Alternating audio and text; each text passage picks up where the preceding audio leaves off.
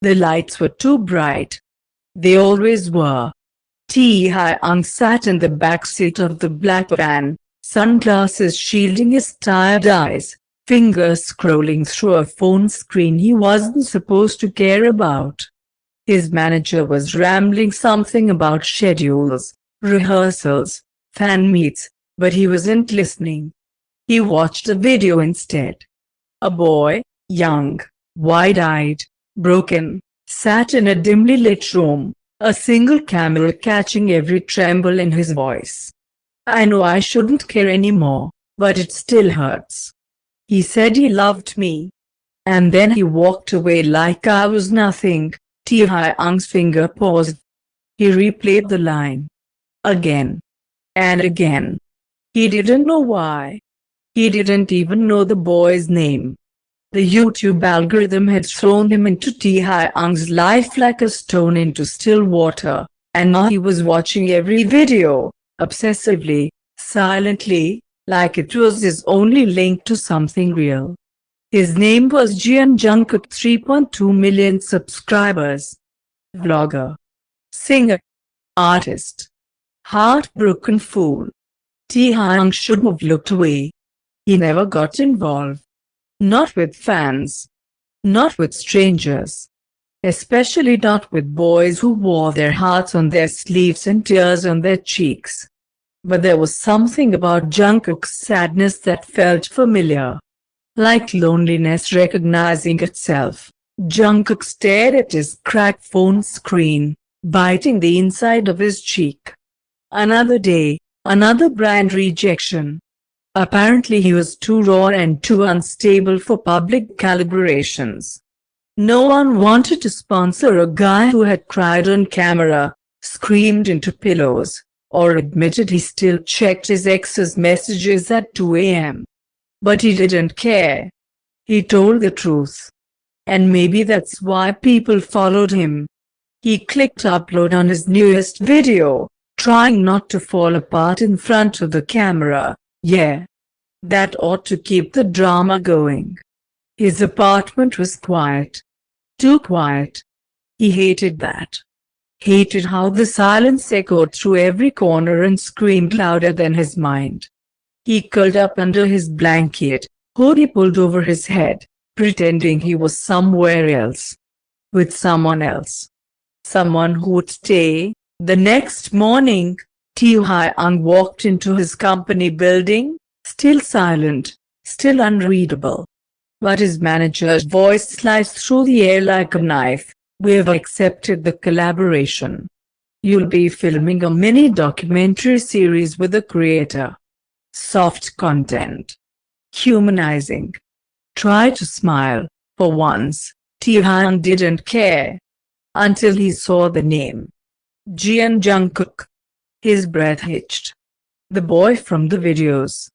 The one who looked like he was falling apart, exactly like Taehyung felt on the inside. Two broken boys. One camera. And a collaboration that would blur the line between performance and reality. What Taehyung didn't know yet was that the boy who cried in front of the world would be the only one who could make him feel again.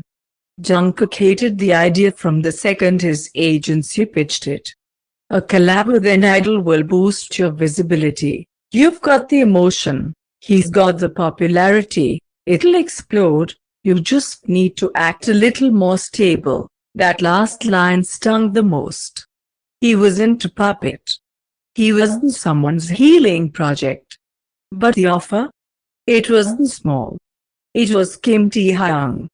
The idol of the century. Cold. Distant. Unreachable. Perfect jawline. Flawless skin. Zero public scandals. And a smile that didn't quite reach his eyes. And now, he'd be filming with Jungkook. Jungkook stood outside the studio building, wearing a black beanie and oversized hoodie, bouncing on the balls of his feet. He was nervous, and he hated that too. "Don't romanticize this," he whispered to himself. "He's just another mask wearer." When the black van pulled up, Cameras already rolling for behind-the-scenes content. Jungkook shoved his hands deep into his hoodie pocket, trying to steel himself. The car door opened. Black boots, black pants, black coat, and him. Taehyung stepped out like he was stepping onto a stage, and yet, for a second, his eyes softened. Not the kind of softness the world saw. Not the fake warmth plastered on posters. This was quiet, curious, gentle, dangerous. Their eyes locked, and Jungkook's breath caught in his throat. Taehyung had rehearsed how he'd act. Cold, professional, detached. He wasn't here to make friends. He wasn't here to fall for the boy who cried online. He just wanted to see him, touch the reality of him. But when Jungkook looked up at him, doe eyes wide, lips slightly parted, a trembling tension in his stance, Taehyung felt something shatter. Something he'd locked away long ago. "Hi," Jungkook said first, voice almost too quiet. Taehyung blinked. "You're not what I expected," he replied bluntly. Jungkook's expression faltered.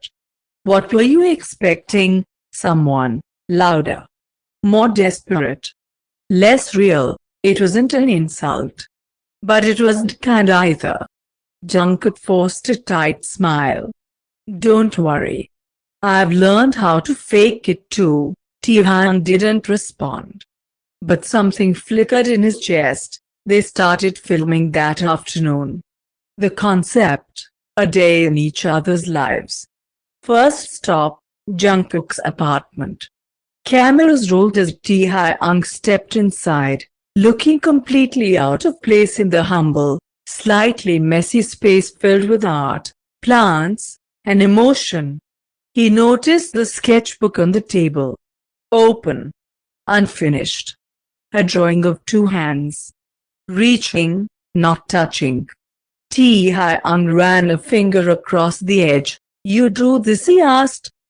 Jungkook, who was making coffee with shaking hands, glanced over. "Yeah.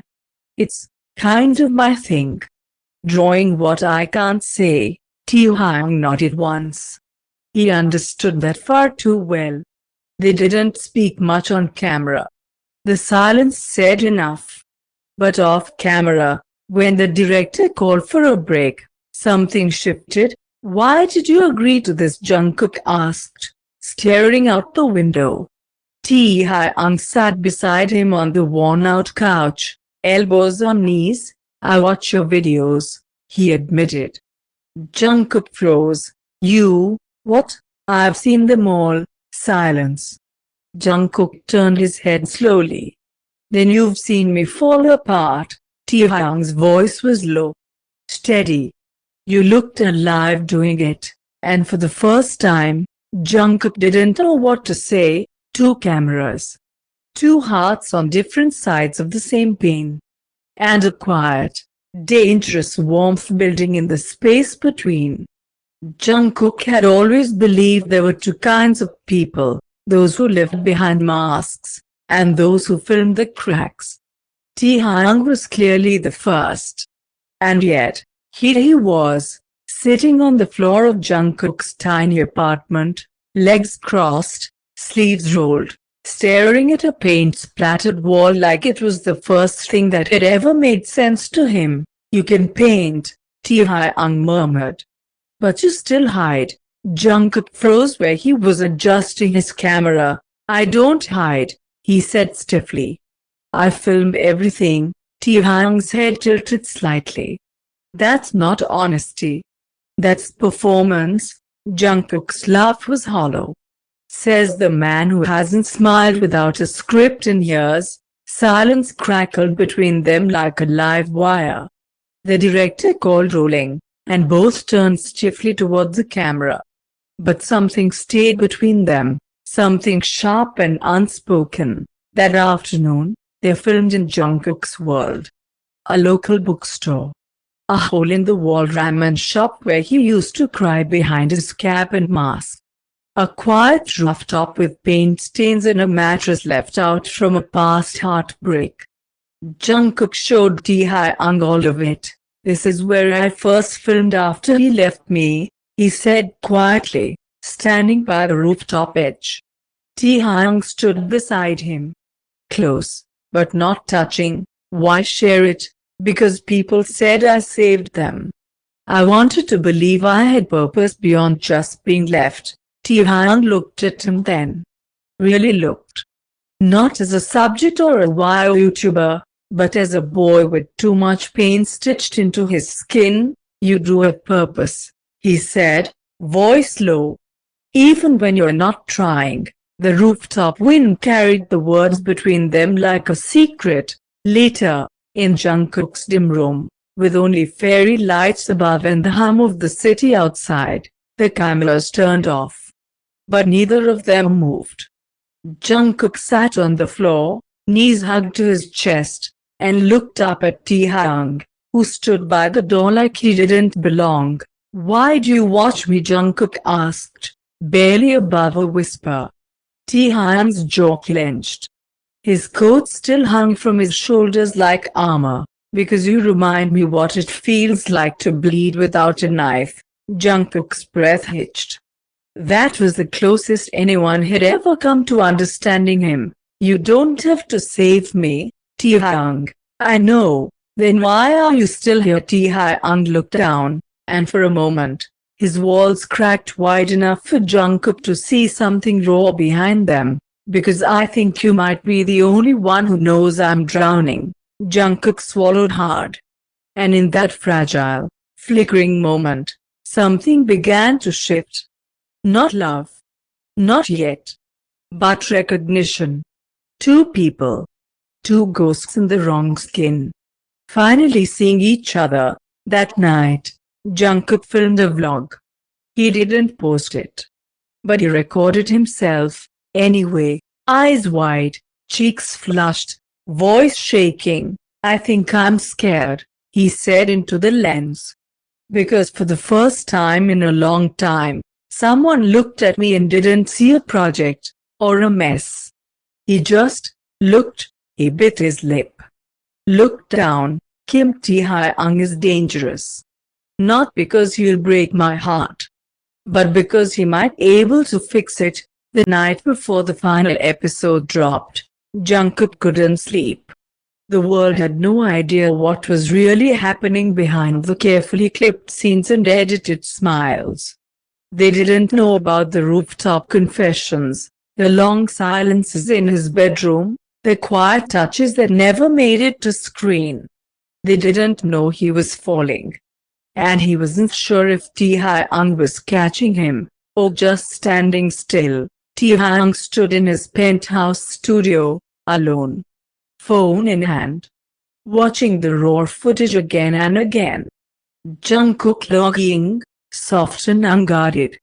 Jungkook biting his lip when nervous. Jungkook sketching alone at night. And the moment their fingers almost touched on the rooftop, but didn't. "You're not what I expected," Taehyung whispered aloud, echoing his own words from their first day. He looked in the mirror. For the first time, he didn't see the cold, polished idol. He saw a man who longed to be loved not despite his silence, but because of it. The premiere was a live event. Viewers. Flashing lights. Screaming fans. Jungkook showed up first, oversized black blazer, nervous smile, hands fidgeting in his lap. Alone. Taehyung arrived 20 minutes late. Not for effect. He was afraid. Afraid that what he felt wasn't just fascination. Afraid it was love. And love, in his world, was currency he wasn't allowed to spend. But when he walked in, when Jungkook stood up, startled, when their eyes met, time stilled. "You're here," Jungkook whispered. "You didn't think I would be." "I thought I was just a phase to pass through." Taehyung stepped closer. The cameras were still rolling. The world was still watching. But all he saw was him, You weren't a phase. You were the moment I realized I wasn't living. The crowd gasped when Taehyung reached for Jungkook's hand. No one spoke. And Jungkook, eyes trembling, lips parted, whispered, "Then don't let go." Taehyung didn't. Weeks later, after the chaos settled, after the headlines cooled, Jungkook posted a new video. It wasn't dramatic. It wasn't sad. It was quiet. A single clip. Taehyung asleep on Jungkook's couch, holding half of his shoulder, one hand tangled in Jungkook's sketchbook. Jungkook's voice, off camera, barely a whisper. He didn't try to fix me. He just let me exist, and in his silence, I finally heard myself. Rooftop. 1 year later it was raining. Not hard, just enough to soak their shirts as they stood on the same rooftop where it all began. Jungkook looked out at the city. "Do you think we'll last?" Taehyung wrapped his arms around Jungkook from behind. "You told the world who you are." I hid mine. "But you looked at me like I was art, not a performance. I'm still learning how to love. But if you let me, I'll spend the rest of my life learning it with you." Jungkook leaned back into him. "Then don't ever stop." Taehyung kissed his temple, holding him tighter. And for the first time since they met, they weren't pretending. They weren't filming. They were home.